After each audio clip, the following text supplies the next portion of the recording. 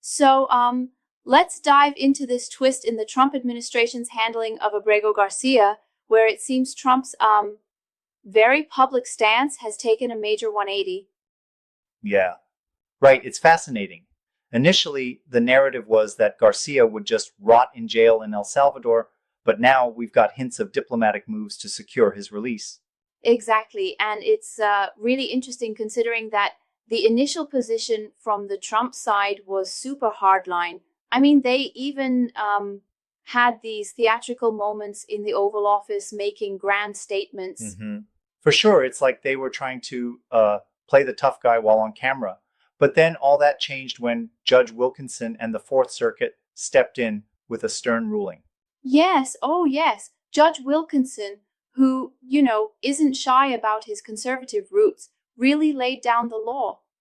His language was almost brutal in rebuking the administration's disregard for due process.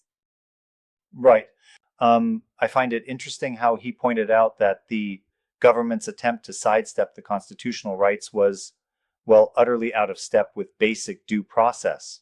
Absolutely. It's like they thought they could just remove domestic barriers and treat it like a minor procedural step, when in fact the Supreme Court and multiple panels had clearly backed Judge Zenis's order. So let me get this straight. Before this ruling, Trump's team essentially said, we'll just leave the door open, wait for a prison break, and then act.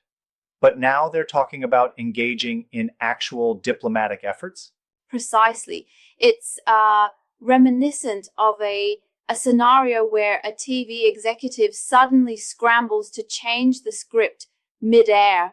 They're going from that nonchalant, let him figure it out position to saying, we'll make a call, get the president involved, It does feel like they're folding under pressure. I mean, when you have a ruling that not only criticizes your approach, but also calls for restoring due process, it forces a rethink, doesn't it? Right on. And what's more, the transcript shows that this diplomatic shift is, well, almost forced by the sheer weight of judicial consensus.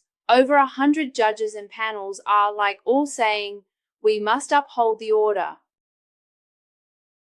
Yeah, and that's a huge deal, especially when you consider that the administration had previously been so brazen. I mean, they used to treat the issue as if it was a minor bump in their PR strategy.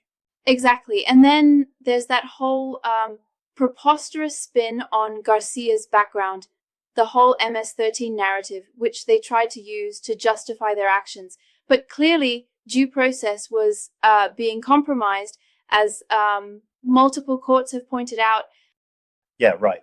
It's almost like using a flimsy narrative to shore up an otherwise invalid position. And when the Fourth Circuit, led by Wilkinson, called them out, there was no easy way out. Absolutely. It's a classic scenario of trying to validate a narrative with selective facts. But then the judicial process comes in and says, nah, the law's the law. And that really turned the tables. And it's really telling that even internal filings, those buried responses that only came out because of discovery, reveal this change in tone. They admit now that they're involved in diplomatic discussions. Right. It's like they finally had to admit they'd gone too far. And I mean, they were even trying to use PR tactics targeting Garcia's family, which frankly just backfires in public opinion. Yep. Speaking of public opinion, the transcript mentions a CNN poll showing a strong majority, 58%, that supports the idea that Trump should be impeached if he doesn't follow the Supreme Court. That really adds another layer to the pressure. For sure, the political stakes are enormous here. Trump's actions, or lack thereof, on due process aren't just legal missteps. They're rippling into the broader political landscape, affecting both public sentiment and even the midterm prospects. Right. So would you say that Judge Wilkinson's decision and the sheer weight of judicial support basically forced this pivot? Yes, exactly. It's like a domino effect where the judiciary's insistence on upholding constitutional norms forced Trump's team to rethink their strategy. The administration now appears to be stepping back from that previous overly aggressive line. It's quite a spectacle. One minute they're all, we won't release him, and the next they're saying, we're engaging in diplomatic talks. It just shows how the rule of law can compel even a stubborn administration to adjust its stance. Right, and it's kind of like watching a high-stakes chess match where one move causes a cascade of reactions. I mean, Trump's team must be reeling from the combined effect of judicial rebuke and unfavorable polls. Yeah, absolutely. But here's my question. Do you think this change is genuine commitment to due process, or is it a temporary tactical retreat? That's a good point. I mean, I think it's a bit of both. On one hand, the judicial orders are absolute. On the other hand, their PR and internal strategies suggest they're more concerned about the optics and the impending political fallout than redefining their stance entirely. Right. Exactly. It might just be a calculated shift to stave off more severe consequences, like, say, a further Supreme Court pushback or even political backlash from voters. And it's like they're trying to save face by turning to diplomacy now. It's almost ironic. The very administration known for its tough rhetoric now has to negotiate with El Salvador. Yeah, you're absolutely right. And that irony underscores how unyielding the rule of law can be when judicial consensus is that strong. Does this in any way signal a broader shift in how cases like these will be handled? It very well could. The emphasis on due process and the insistence that even high-ranking officials must abide by judicial mandates might encourage more scrutiny over executive actions in immigration and related policy matters. I agree. Also, it's interesting how the courts and public opinion intersect here, with the judiciary not only enforcing the law, but also influencing the political narrative and public trust. Absolutely, and it reminds me that when the legal system stands firm, it can force even the most entrenched positions to evolve. I mean, it's like watching a stubborn bulwark finally give way under overwhelming pressure. Yeah. Some might argue that this pivot is merely a reaction to external pressure from both legal and public sides, rather than a true change of heart from the administration. What do you think about that?